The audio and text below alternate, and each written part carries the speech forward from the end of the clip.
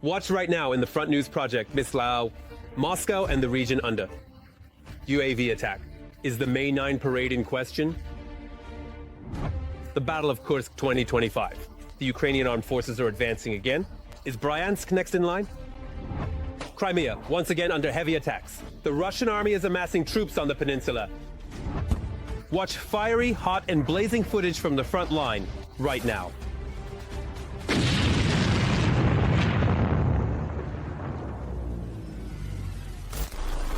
The bloody war continues. The war that Vladimir Putin and his entourage unleashed on Ukrainian soil.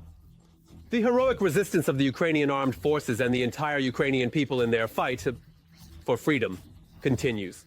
Greetings. This is Front News. This is Vladimir Timoshenko with you.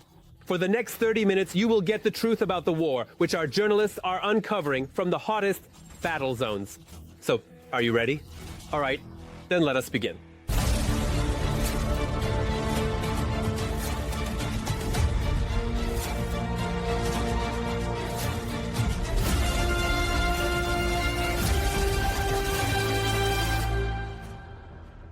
And we start right away with exclusive material. Drones of, so to speak, unknown origin flew towards Moscow again. Explosions were heard in the Moscow region on the night of May 5th. In the Podolsk urban district, air defense was active due to the detection of drones allegedly moving towards the capital of the aggressor country. At this time, the Russian Strela plant in the Bryansk region went out of operation due to a precisely targeted attack by the armed forces of Ukraine. And as you understand, this enterprise was working for the Russian military-industrial complex.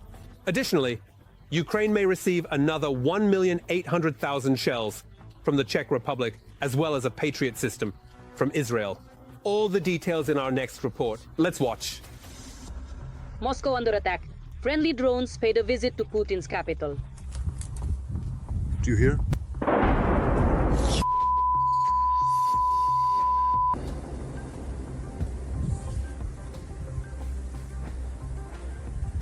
This is...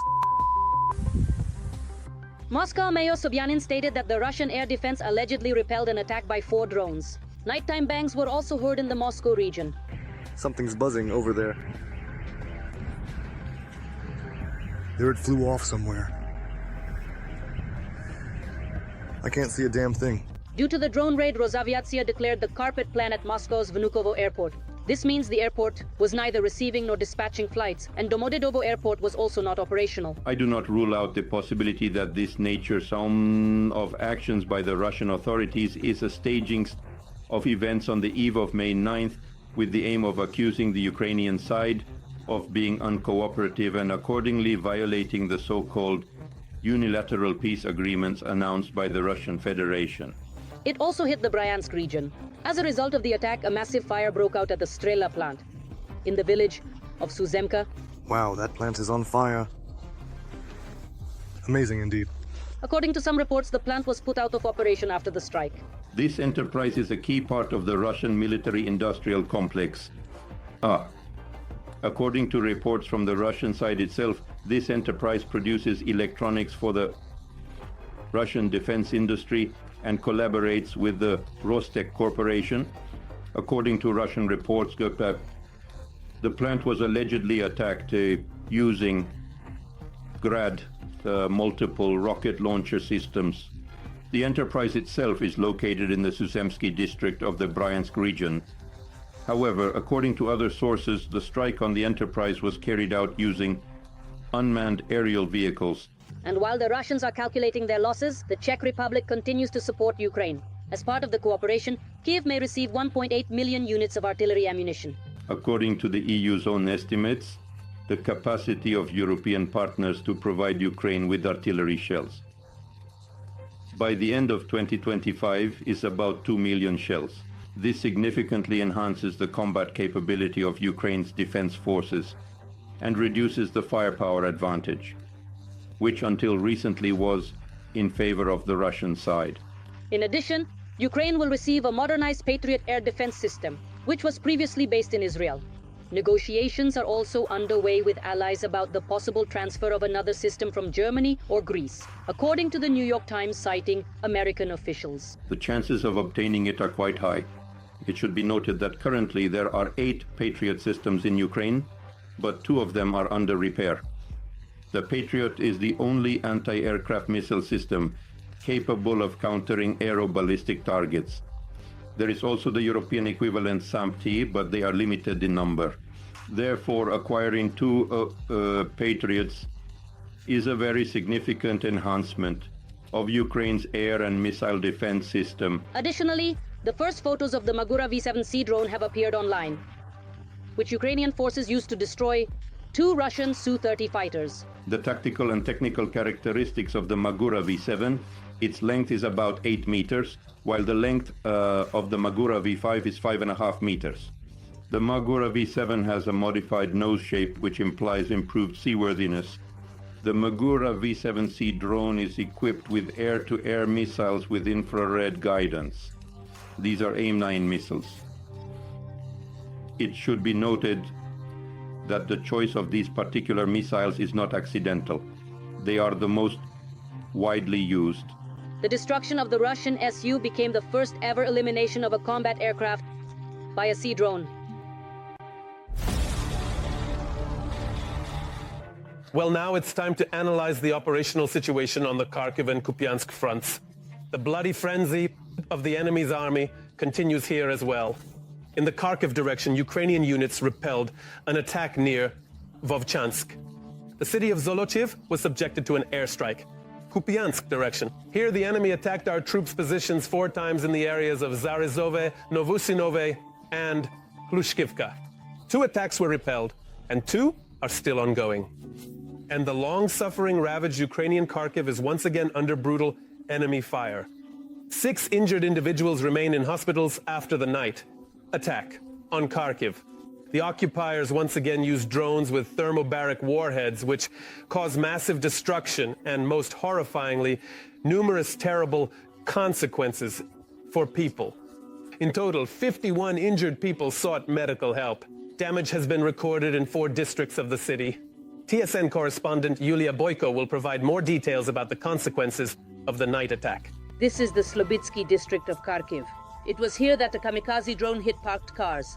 As a result of the explosion, a fire broke out, which was extinguished over several hours. Currently, the night attack is evidenced here by a burned car, shattered windows in houses, and a damaged store. This is just one of the locations where Shaheds hit during the night. A total of 17 drones. 4 districts of the city were under attack. Private houses, apartment buildings, and infrastructure facilities were damaged. Very scary. Very scary. If I hadn't left 5 minutes earlier, I don't even know what would have happened to me. Everything is covered in glass. Do you see how much we're carrying out? Look, I have the 6th floor, 2 of my windows. Fortunately, I went out into the corridor, all the windows blew out. We heard the Shaheds. At first, we only heard the sound and went into the corridor. Then we could hear them exploding and the windows blowing out. At one of the locations, an explosive device was found, likely an unexploded charge. It is currently being examined by bomb technicians. It is suspected to be a cluster element, similar to the recent attack on Kyiv. After a similar charge was found in Kyiv, we need to be very, very careful, because anything can happen. And until the bomb technicians have finished their work, no one should come near or take anything from the area. According to the latest data, 51 people sought medical assistance, 14 of them with injuries from glass shards. Others have an acute stress reaction. 6 injured people remain in the city's hospitals, including an 11-year-old child. All night, ambulance crews and rescuers worked at the impact sites. Despite the threat of repeated strikes, while aid stations for the victims are currently operating in the city, utility workers, bomb technicians, and the State Emergency Service are on the job. And now we move to the Novopavlovsk and Gulyapol front directions. The Russian world continues to destroy, kill, and maim here as well. In the Novopavlovsk direction, 8 enemy attacks were repelled in the areas of Novopol, Novoselka, Privolnoye, Komar, and towards Otradnoye. 2 more attacks are ongoing. Novopol and Novodarovka were subjected to airstrikes. Gulyapol direction. Here, 4 attacks were repelled in the area of Vysokoye, and 1 more battle is ongoing. An airstrike was carried out on Zhelezno Dorozhnoye. Meanwhile, in the temporarily occupied Crimea, things are heating up again. Near the city of Saki, a radar station of the S-400 Triumph anti-aircraft missile system was destroyed. But these are far from all the losses of the enemy on the temporarily occupied peninsula. According to the Ukrainian GUR, Russia is afraid of losing Crimea, so it is strengthening its military presence there. In a minute, you will learn the details. Meanwhile, the Ukrainian armed forces will have more weapons. The White House, has approved the first export of weapons to Ukraine worth $50 million through direct commercial sales to Kiev. But there is also troubling news from the front. The Russians are trying to reach the administrative border of the Dnipropetrovsk region. This is already being directly stated by Alexander Syrsky. It seems that Putin wants to present reaching the administrative border of Dnipropetrovsk as a great victory to his population during the victory parade on May 9th. We have prepared all the details, especially for you. 2 occupiers were killed and wounded. This is the work of the GOR warriors over the past week. Also, during the specified period, scouts on the front destroyed and hit 26 Russian vehicles, 4 armored vehicles, 4 artillery systems, 7 attack drones, 6 communication antennas, 4 electronic warfare systems, and more than 140 enemy engineering and fortification structures. In these frames, the work of the pilots of the 59th Brigade against the enemy during the assault on Avdiivka in Donbass. In the temporarily occupied Crimea, near the city of Saki, a radar station of the S-400 Triumph anti-aircraft missile system was destroyed. And this is far from an isolated case. Apparently, the Russians cannot protect the peninsula they have occupied, which is why they are concentrating their troops there. Today we see that the process, or rather the stage, of demilitarization of Crimea is ongoing. And today we are talking about the destruction of military facilities on the territory of the temporarily occupied peninsula. Today we are talking about the fact that among these objects, first and foremost, is the airfield infrastructure, the air defense infrastructure, in order to enable our other forces to operate more actively, for example, in the sky. Nevertheless, the situation on the front of the Ukrainian-Russian war is dynamic. The Ukrainian Defense Forces have advanced towards the Kursk region, which, according to the Russian Ministry of Defense's narrative, is completely liberated, as well as near Toretsk in the Donetsk region. At the same time, the army of the aggressor country Russia has advanced near Lyman and in the Toretsk direction. In some locations, unfortunately, there is tactical advancement of the enemy in certain directions. And there are improvements in our tactical positions, particularly around Toretsk. Although the situation in the mentioned areas does not remain very difficult, and Lyman is a very difficult situation, as are Toretsk and Kursk, because the enemy is trying everywhere to make the most of everything they have today, to press in these directions and attempt to fulfill at least their tactical objectives. The occupiers do not abandon hope of breaking through to the administrative borders of the Dnipropetrovsk region. We clearly see that this whole topic of Dnipropetrovsk has emerged precisely among Russian propagandists and the Russian command. A large informational accompaniment, a major informational psychological special operation, is being conducted by the Russian side, because Putin needs some statements about victories, but there are none. On the other hand, we are responding to all these challenges. I am speaking about the defense forces, and Commander-in-Chief Syrsky has given his assessment, as well as what the defense forces will be doing in this direction in the near future. There is more news for Ukrainian defense. The White House has approved the first export of weapons to Ukraine, worth $50 million through direct commercial sales to Kiev. This happened immediately after the signing of a deal for Americans to use Ukrainian mineral resources. We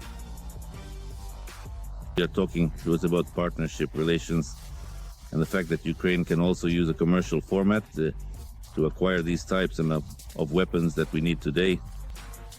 Therefore, it is evident that mutually beneficial cooperation and the economic security of our country are also the national security of our state. What is the real difference between the Russian and Ukrainian armies? Ukrainians protect people, while Russians kill. According to Russian telegram channels, at night, a Russian serviceman, reportedly possibly under the influence of drugs, entered the home of the Larin family with many children in the village of Girie, Kursk region, under the pretext of checking documents and shot the couple. 41-year-old Olesya Larina died from gunshot wounds. Her husband was in intensive care. The couple's children were unharmed.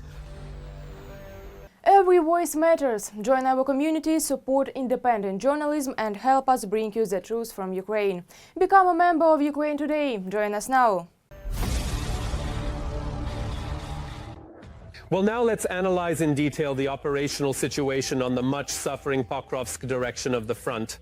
Let's be honest, this is another sacred goal for Putin and his entire entourage. Accordingly, the situation here is also extremely tense. In the Pokrovsk direction, 32 attempts by the enemy to advance in the areas of Sukaya Balka, Staronikolayevka, Vodyanoye II, Novotoretskoye, Shevchenko, Udakhnoye, Uspanovka, Kotliarovka, Troitskoye, Bogdanovka, and Andrievka have been recorded. 21 attack was repelled.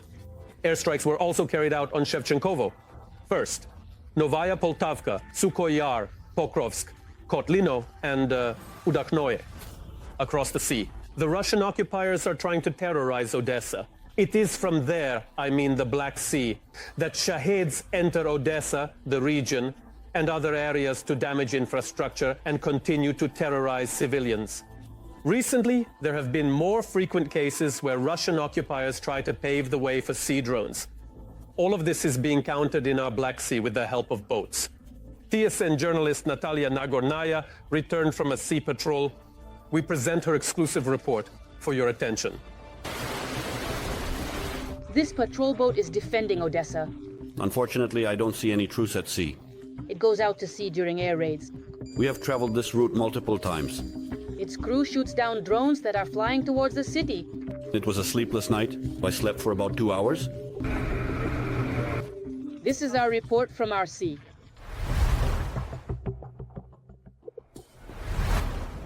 It may seem like a leisurely sea trip, but in reality, it's a patrol by the Naval Forces boat. The commander says we are on the maritime front line. The Black Sea is a line of combat engagement. We are currently at the 0 point with you. The task of the boat is to make this area as safe as possible, even for cargo ships. Right now, I'm looking at the so-called grain corridor. This vessel has already loaded our grain and it is moving across the world. Vladimir is very familiar with this route. Yes, we have traveled this route many times. Previously, this vessel was in service with the U.S. Coast Guard. The Island-class boat is fast and has been in these waters for 6 years now. At first, it was quite difficult to keep it on a certain course, especially when the storm is 2 to 3 points, the boat deviates significantly from the course. But over time, let's say, I learned to keep it on course very well. So now it's not very difficult for me. Such patrol boats in the Black Sea perform 3 main functions. The first is searching for mines here. The second is functioning as air defense and searching for drones in the sky. And the third is operating against enemy ships. Daniil monitors the maritime front line. He looks out for mines on the water's surface, and during air raids, he watches for drones in the sky. I identify all aerial targets during air raids, drones, missiles, and report them. Daniil says here, at sea, he feels even safer than in the city, even when large enemy drones explode nearby. If you hear it, you're glad that at least you heard it, and you're alive, at least in this precious moment, truly appreciating the sound. Dennis is directly involved in shooting them down. The sea is in my blood. He is from Odessa and has been going to sea on combat missions for 3.5 years. He started as a radio operator, but his true passion is his anti-aircraft gun. This is the U-2M3 anti-aircraft installation. Dennis is the youngest of both this boat and his weapon. The night before our joint patrol, he hardly slept and tried to shoot down the Shaheeds, which were massively flying towards Odessa during the storm. When the combat readiness number 1 was announced, my entire body armor and helmet were wet. There was this much water on the seat. I quickly wiped it off with my hand, put on the body armor and helmet, and that was it. He has already shot down more than 1 Shahed, and he talks about it with enthusiasm. The adrenaline was really high, and with the help of the commander, he guided me, because it's dark at sea and they are almost invisible. I can't see them. The commander has a radar through which he sees them, guides me, tells me the distance, how to aim, and gives the command to open fire. The commander of the patrol boat is Mikhail. He has been patrolling the sea here for 6 years, and in the last 3, he hasn't seen a maritime truce. Unfortunately, contrary to the statements of the disrespected Mr. Vladimir Putin, there is no truce at sea, in the Black Sea. I can tell you this with full confidence, both during the 30-day ceasefire, when it was declared, and during this one-day Easter truce. The enemy's electronic warfare systems were still operational, and their reconnaissance systems were active. Mikhail explains, the drones to Odessa fly differently each time. Each route is unique, each trajectory is unique. But lately, there are more threats not from the air, but specifically from the water. Thus, the Russians are charting routes with unmanned marine drones. Firstly, they carry a large amount of hexogen in fuel equivalent. This amount can vary from 150 kilograms to 400, which is a lot, 400 kilograms. Of course, it would be easier to resist the Russian occupiers encroaching on our Black Sea if we had a greater number of such boats. The US has 3 of them. Our Ukrainian ones, officially already transferred, are all accounted for. But for now, we cannot obtain these boats that are in the US. The Americans were supposed to decommission, repair, and send 3 more of these boats to Ukraine. Mikhail was supposed to oversee this process as the commander of the US mission. But Donald Trump froze the program almost immediately after his inauguration, and the order was given to return the mission to Ukraine. After everything was decided, we were given a week to prepare to go home. As of now, this stage of American support remains on hold. But despite everything, the Ukrainian Navy continues to defend Odessa, the ports, and the world's food security.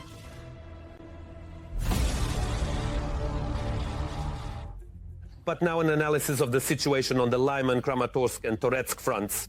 The enemy is becoming increasingly aggressive here as well.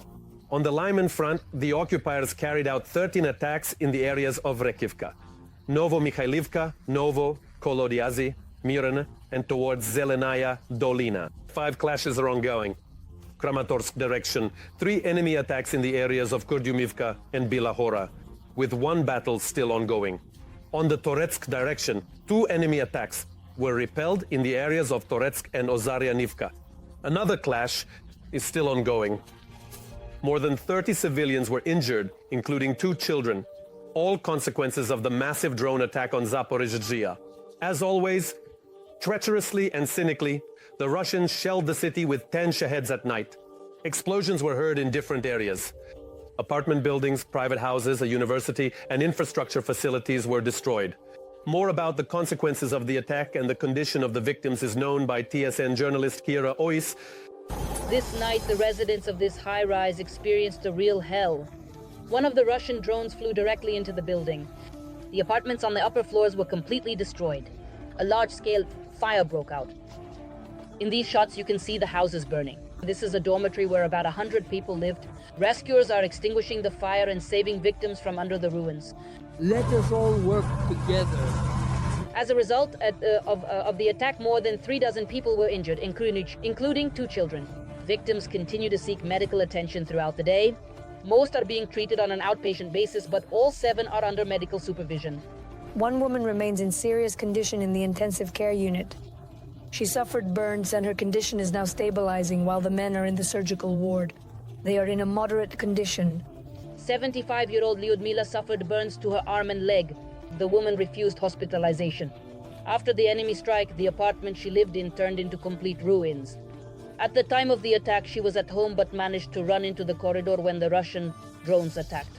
It was roaring loudly. They were buzzing one after another, about 12 of them, probably more. And the last one, when it hit, that's where it caught fire and spread here. It caught fire there and started burning.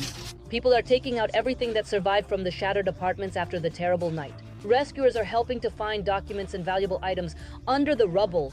Work was done to dismantle the slabs and cover the roofs using a crane. Our guys were able to remove them.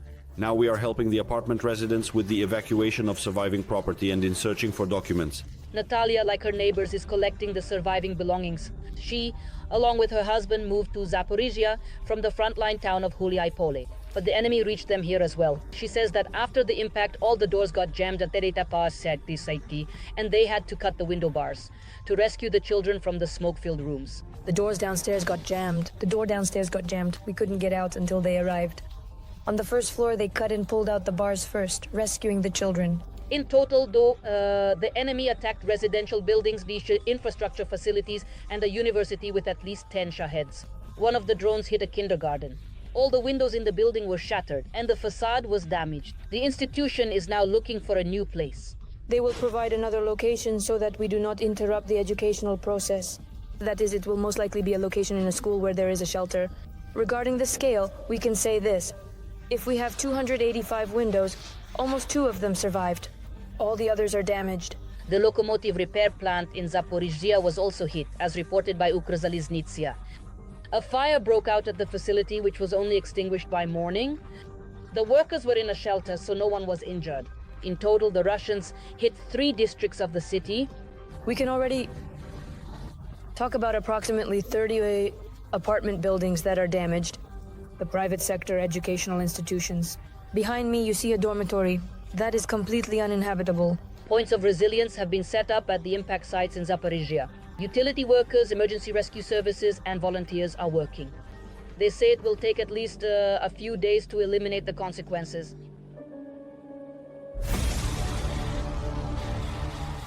That's all for today. But very soon on Front News, there will be new unique materials from our journalists in the hottest spots of the war, obtained so that you know the truth. This was Vladimir Timoshenko with you. Take care of yourself and your loved ones.